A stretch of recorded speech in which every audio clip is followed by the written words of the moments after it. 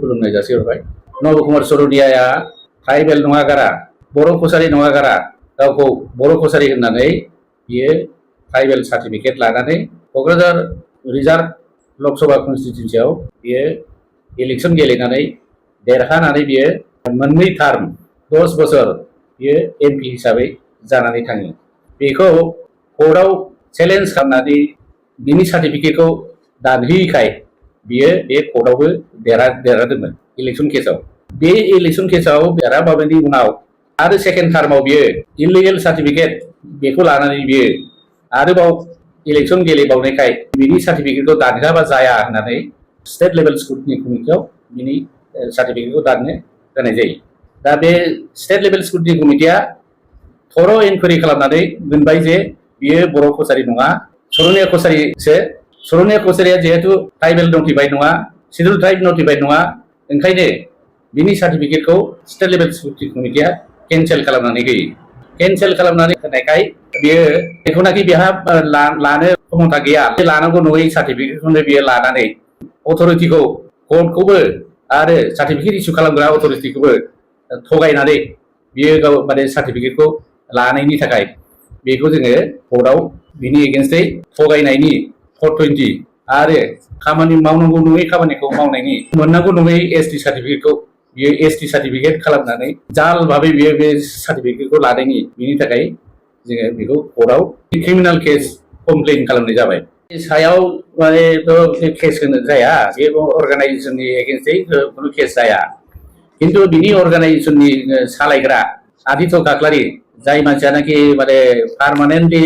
Secretary जानानै दङ, secretary general जानानै दङ, अलमस्ट पार्मानेन्टलि, आरो बे होननायानो गासिबो जाजोबो बे अल आसाम ट्राइबेल संघआव। दा बेबो अल आसाम ट्राइबेल संघआ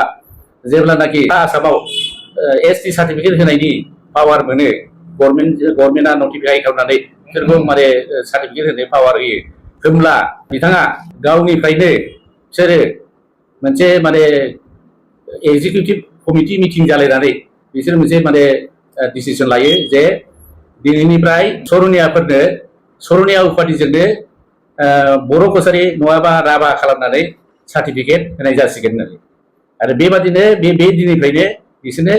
बर' कसारि खालामनानै बिसोरो सर'नियाफोरनो सार्टिफिकेट होबोनो हमासै। बे सार्टिफिकेटखौ लानानै बे सार्टिफिकेटखौ नब सर'नियाया 2011आव मोनो। 2011आव बे लानाय पारपासा, खारन बेयो अलरेडि 39 बोसोर जाखाबाय, बेखौ एडुकेसन पारपासाव बियो लायाखै। बियो माने डेफिनेटलि बियो बे भट दारायनो ट्राइबेल रिजार्भ कनस्टिटिउन्सियाव भट दारायनो बे सार्टिफिकेटखौ लानानै दोनदों आरो 2011आव। 2014नि बे माने पार्लियामेन्टारि इलेक्सनाव दारायनो थाखाय बे उद्देশ্যयै बे सार्टिफिकेटखौ लानानै दोनदों। बेखौ रोखा रोखा बिनि सार्टिफिकेट लानायनिफ्राय मिथिनो मोनो। दा बे सार्टिफिकेटखौनो इउज खालामनानै भट दारायनानै बियो देरहायो। बे माने भट दारायनायखौ नुनानै बिनि नमिनेसन पेपारखौ एक्सेप्ट खालामनायखौ नुनानै जोङो माने इमिडियेटलि बे माने ट्राइबेल संघनि सार्टिफिकेट इसु खालामनायखौ इनभेलिड होननानै बेखौ सार्टिफिकेटखौ इमिडियेटलि दाननानै होनांगौ होननानै तामुलपुर सिभिल एसडिअ'नाव थांनानै जोङो आर'ज बिलाइ होयो। खारन बेनो बे सार्टिफिकेटनि काउन्टार सिगनेटरिमोन। बिथाङा मिथिगौ जे सर'नियाफोरखौ बर' कसारि बा कसारि खालामनानै बा माने राभा खालामनानै सार्टिफिकेट होनो हाया, खारन सर'नियाफ्रा नटिफाइड नङा। बेखौ बिथाङा मिथिगौ। मिथिबाबो बिथाङा जोंनि आर'ज गाबनाय जोंनि आर'ज बिलाइ हैनाय जे माने बे सार्टिफिकेटखौ दाननांगौ होननानै बेखौ बे दाननायनि प्रसेसखौ खालामालाबानो बिथाङा हायार अथरिटि बे WPT डिपार्टमेन्टनि सेक्रेटारिनोसो बे लिरहरबाय जे आङो माने सर'नियाफोरखौ बर' कसारि बा राभा खालामनानै ट्राइबेल संघआ प्रपज खालामनाय सार्टिफिकेटखौ आङो काउन्टार साइन खालामनो हायो ना हाया बेखौ डिटेल माने इन्सट्राक्सन हरागौ मानि बे दिननिफ्राय आं माने सार्टिफिकेटखौ काउन्टार साइन खालामला होननानै बियो जानाय हरो। ओमफ्राय बे स्टिकनि कपिखौ बियो आंनोबो हरो, खारन आं एप्लिकेन्टमोन बे समाव। ओमफ्राय बिनिफ्राय आं मिथिबाय जे माने सर'नियाफ्रा सार्टिफिकेट मोनला, सर'नियाफोरनो सार्टिफिकेटखौ इसु खालामला। ओमफ्राय इन दि मिन टाइम जोङो आरो माने हाइकर्टआव माने रिट पिटिसन होदोंमोन जे ट्राइबेल संघआ नटिफाइड नङै मानसिफोरनो सार्टिफिकेट होगासिनो दङ, बेखौ बन्द' खालामनांगौ होननानै। दा बेनिफ्राय सोर माने नटिफाइड नङै सार्टिफिकेट होदों सोरनो बेनि एग्जाम्पल हिसाबै जोङो नब सरनियानि सार्टिफिकेटखौनो होदोंमोन कर्टआव बे समाव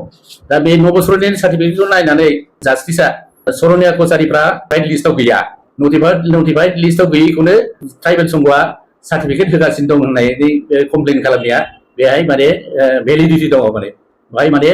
प्राइमा फेसि सत्य दङ ओंखायनो बियो लगे लगे इन्टारिम अर्डार होबाय बियो लगे लगेनो जे माने ट्राइबेल संघआ बेबादि नटिफाइड नङैफोरनो सार्टिफिकेट होनो मोना बा खालि नटिफाइडफोरनोल' सार्टिफिकेट हो बे दिननिफ्रायनो माने सरनिया कसारिनो सार्टिफिकेट होनाया बन्द जादों 2014निफ्रायनो बन्द जादों होननानै बिनि सार्टिफिकेटखौथ' दानाखिसै बिनि सार्टिफिकेटखौ दानिखाय इलेक्सन केसाव कर्टआ होनबाय जे जिहेतु बेहा माने भेलिड सार्टिफिकेट दं दानाखै बिनि सार्टिफिकेट दं हिसाबै ट्राइबेल हिसाबै ट्रिट खालामगोन ओमफ्राय बिनि बे माबाखौ माने इलेक्सनखौ ट्राइबेल रिजार्भ कन्स्टिटिउन्सियाव बिनि इलेक्सनखौ बिसोरो माने भेलिड होननानै बिसोरो बेखौ माने कनफार्म खालामबाय आरोखि ओमफ्राय जोंनि माने पिटिसनखौ डिसमिस खालामबाय बे डिसमिस खालामनायनि एगेन्स्टै जोङो माने सुप्रिम कर्टआव थांदोंमोन सुप्रिम कर्टआवबो बे एखे माबाखौनो लाबाय भिउखौनो लाबाय बिसोर बेहा सार्टिफिकेट दंखायो गथिखे बे सार्टिफिकेटखौ दानाखै ओंखायनो बिनि सार्टिफिकेटखौ बिनि एसटि माबा स्टेटासखौ जोङो माने भेलिड होननानै सानना लानाय जाबाय आरोखि आरो बे हाइकर्टनि अर्डारखौ आङो इन्टारफेयार खालामला होननानै सुप्रिम कर्टआबो बेबायदि अर्डार होबाय आरो बिनिफ्राय जोङो एक्सपिरियेन्स जाबाय जे जोंना भुल जानाया बै सार्टिफिकेटखौ माने दानहोग्रोनानै लानो हानांगौमोन जिहेतु बे सार्टिफिकेटखौ दानहैनो थाखायनो बे देरहाबाय कर्टआ हाइकर्टआ माने खुनु एडजुडिकेट खालामाखै जे माने बे सार्टिफिकेटआ भेलिड होननानै बे सार्टिफिकेटआ भेलिड होननानै बे माब्रै भेलिड बेखौ एडजुडिकेट खालामाखै खालि बे सार्टिफिकेट दंखायो होननानैसो बियो माबा खालामदों एक्सेप्ट खालामदों भेलिड होननानै नेक्स्ट बारावबो बे सार्टिफिकेट एखे सार्टिफिकेटखौनो बे एखे इनभेलिड सार्टिफिकेटखौनो बियो माने लानानै बियो आरो माने सेकेन्ड टाइमाव आरो दारायबावबाय बेवहायबो देरहाबाय बियो बे समावबो जोङो बिनि सार्टिफिकेटखौ दानहोआबा जाया आरो सेकेन्ड टाइम माने इलेक्सन केस खालामबावदोंबाबो बे इलेक्सन केसनि माबा पिटिसनाबो माबा फ्लिमजि ग्राउन्डआव जे समय मथे होआखै माने कपि नांगौ कपि साफिसियेन्ट कपि फार्निश खालामाखै बिदि होननानै फ्लिमजि ग्राउन्डआव बे सार्टिफिकेटआबो रिजेक्ट जाखाबाय रिजेक्ट जानानै बियो सुप्रिम कर्टआव थांदोंबाबो सुप्रिम कर्टआव बिदिनो पेन्डिं जानानै थाबाय बेनिफ्राय बिनिफ्राय बे माबाखौ बिनि सार्टिफिकेटखौ दानहोथारनांगौ होननानै बे स्क्रुटिनि कमिटियाव होनाय जायासै बे स्क्रुटिनि कमिटियाबो बेसेबा गोबाव माबा लानानै इनकुवारि खालामनाय मा खालामनाय कभिड जानाय माबा जानाय बेबादि इलेक्सन जानाय बेबादि माबा टाइम लानानै फ्राय 5 बोसोरानो थांबावबाय बे टार्मानो जोबबावलायनोसैसो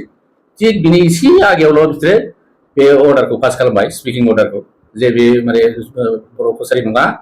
आरो माने बे ओंखायनो एसटि नङा ओंखायनो बिनि सार्टिफिकेटखौ केन्सेल खालामनाय जाबाय होननानै दा बिनि एगेन्स्टैबो बियो बे कर्टआव थांदोंमोन जे माने आपिल खालामदोंमोन कर्टआव जे माने बे स्क्रुटिनि कमिटिनि अर्डारा माने माबा नङा जास्टिफाइड नङा होननानै ओमफ्राय बेहाय बे माने कर्टनि केसाव बियो माने बिनि पिटिसना डिसमिस जायो बिनि पिटिसनखौ डिसमिस खालामो थारमाने बियो माने ट्राइबेल नङा होननानै बियो कनफार्म जाबाय आरोखि बेनिखायनो बेबादि माने फेक सार्टिफिकेट लानानै माने इलेक्सनाव दारायनायखाय बे फेक सार्टिफिकेट लानानै जुदि इलेक्सनाव दारायोबा ओमफ्राय बिनि सार्टिफिकेटखौ फेक होननानै मोनोबा बिनि एगेन्स्टै प्रसिकिउसन खालामनांगौ बेखौ माने कर्टआव क्रिमिनेल केस होनांगौ होननानै बे माबायाव माने माधुरि पाटिल केसाव सुप्रिम कर्टआ माने राय होनाय दङ दा बेखौ लानानैनो जोङो दा बिनि एगेन्स्टै बे माने क्रिमिनेल केसखौ होनाय जाबाय आरोखि